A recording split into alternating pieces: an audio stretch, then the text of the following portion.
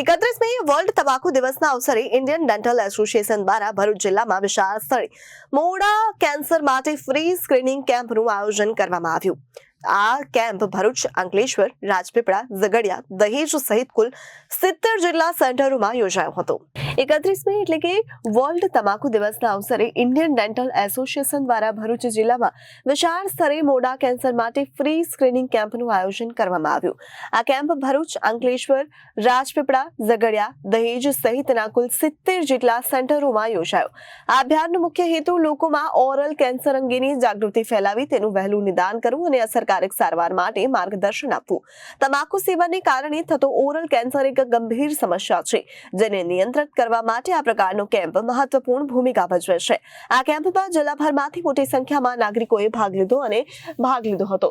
ત્યારે નિષ્ણાત ડોક્ટરોની ટીમે તેમની તપાસણી કરી અને જરૂરિયાત મુજબ આગળની સારવાર માટે માર્ગદર્શન આપ્યું।